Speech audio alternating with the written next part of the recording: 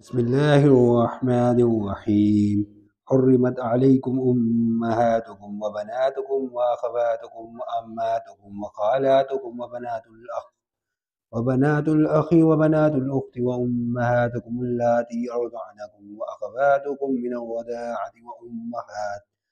وأمهات نسائكم وربائكم اللاتي في حجوركم من نسائكم اللاتي دخلتم بهن، فإن لم تكونوا دخلتم بهن فلا جناح عليكم وحلائل أبنائكم الذين من أصلابكم وأن تجمعوا بين الأختين إلا ما قد سلف إن اللہ كان غفورا رحیما۔ تم پر تمہاری مائیں اور بیٹیاں اور بہنیں اور پھوپھیاں اور خالائیں اور بھتیجیاں اور بھانجیاں اور وہ مائیں جنہوں نے تم کو دودھ پلایا ہو اور رضاعی بہنیں اور ساسیں حرام کر دی گئی ہیں، اور جن عورتوں سے تم مباشرت کر چکے ہو ان کی لڑکیاں جنہیں تم پرورش کرتے ہو وہ بھی تم پر حرام ہے۔ ہاں اگر ان کے ساتھ تم نے مباشرت نہ کی ہو تو ان کی لڑکیوں کے ساتھ نکاح کر لینے میں تم پر کچھ گناہ نہیں، اور تمہارے سلبی بیٹوں کی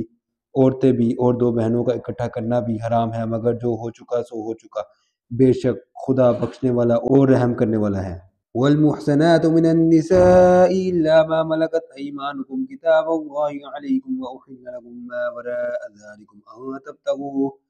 بأموالكم محسنين غير مسافين، فما استمتعتم به منهن فآتوهن أجورهن فريضة ولا جناح عليكم فيما تراضيتم به من بعد الفريضة إن الله كان عليما حكيما۔ اور شوہر والی عورتیں بھی تم پر حرام ہیں مگر وہ جو اسیر ہو کر لونڈیوں کے طور پر تمہارے قبضے میں آ جائیں، یہ حکم خدا نے تم کو لکھ دیا ہے، اور ان محرمات کے سوا اور عورتیں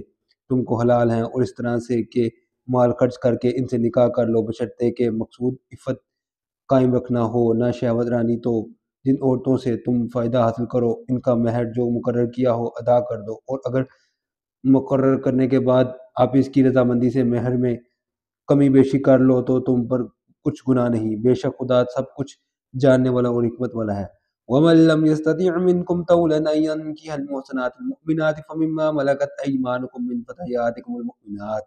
والله أعلم بإيمانكم بعضكم من بعض فانكحوهن بإذن أهلهن وآتوهن أجورهن بالمعروف محسنات غير مسافحات ولا متخذات أخدان، فإذا أحسن فإن أتين بفاحشة فعليهن نصف ما على المحسنات من العذاب ذلك لمن خشي العنة منكم وأن تصبروا خير لكم والله غفور رحيم۔ اور جو شخص تم میں سے مومن آزاد عورتوں یعنی بیبیوں سے نکاح کرنے کا مقدور نہ رکھے تو مومن لونڈیوں میں ہی جو تمہارے قبضے میں آ گئی ہو نکاح کر لے، اور خدا تمہارے ایمان کو اچھی طرح جانتا ہے۔ تم آپس میں ایک دوسرے کے ہم جنس ہو تو ان لونڈیوں کے ساتھ ان کے مالکوں سے اجازت حاصل کر کے نکاح کر لو، اور دستور کے مطابق ان کا مہر بھی ادا کر دو بشرطے کہ عفیفہ ہوں،